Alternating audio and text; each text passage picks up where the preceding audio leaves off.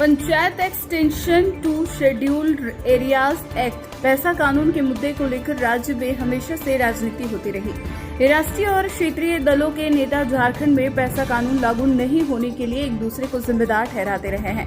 झारखंड सरकार में कांग्रेस कोटा में मंत्री शिल्पी नेहा तिर्की ने आज बीजेपी शासनकाल के पूर्व मुख्यमंत्री अर्जुन मुंडा और रघुवर दास के आड़े हाथों लेते हुए कहा कि बीजेपी की पूर्व सरकारों ने आदिवासियों के हित, संस्कृति, सम्मान और पहचान की कभी कोई परवाह नहीं की। अगर इनकी नियत सही होती तो कभी का पैसा कानून लागू हो गया होता। उन्होंने कहा कि बीजेपी आज विपक्ष में है तो पैसा कानून की बात करती है। मैं निमंत्रण देती हूं कि वह इस विषय पर बात करे।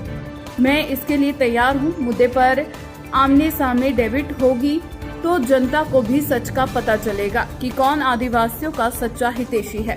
गौरतलब है कि PESA act Panchayat extension to scheduled areas act एक भारतीय कानून है जो 1996 में पारित किया गया था और 1997 में लागू किया गया था। इसका उद्देश्य देश के अनुसूचित क्षेत्रों में पंचायती राज व्यवस्था को मजबूत करना और स्थानीय स्वशासन को बढ़ावा देना है। अपने बयान में मंत्री ने आगे क्या कहा, सुनाते हैं उन्हीं से। पहली चीज है उनका पैसा कानून में जो उनका बयान है, 5 साल उनका सरकार था।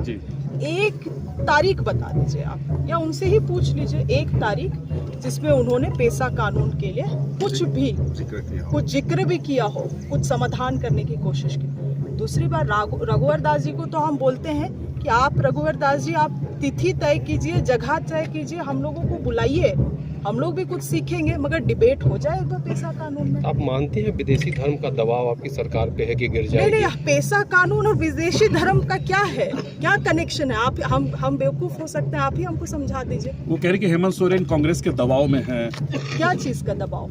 वो तो कह रहे कि नहीं, रघुवर दास जी को बहुत सारा कंफ्यूजन है।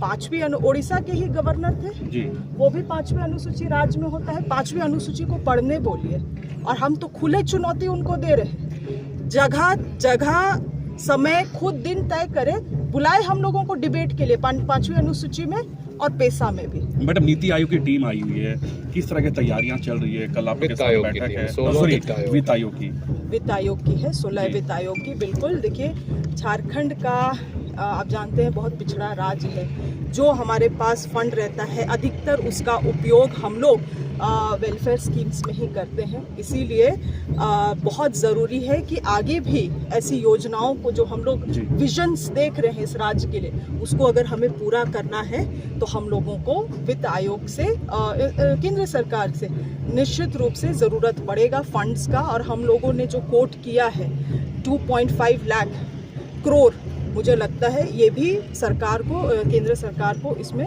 कोई ठोस फैसला लेना चाहिए। और जो हम लोगों ने प्रस्ताव, हमारे कृषि विभाग से भी कई सारे प्रस्ताव गए हुए, उन सभी चीज़ों में कल चर्चा की जाएगी। विशेष आर्थिक सहयोग और पैकेज की मांग भी वित्त मंत्री से लेकर सरकार के लोग। कैसे नहीं, सबसे पिछड़ा राज्य है तो होना ही चाहिए। अब तो क्या हो रहा है, पॉलिटिकल अलाइनमेंट को देख के आपको स्पेशल पैकेज मिल रहा है। आप अगर बैसाखी में मदद कर रहे हैं, बैसाखी हैं आप सरकार का, केंद्र सरकार का, तो आपको मदद मिल रहा है। मगर इस राज्य के लोगों को आवश्यकता है, पिछड़ा राज्य है, आज भी बहुत सारी चीज़ों को हम लोगों को यहाँ करने की आवश्यकता है। तो वैसे में तो आपको फेडरल स्ट्रक्चर का अगर हम बात करते हैं तो सहयोग तो करना पड़ेगा। Thank you.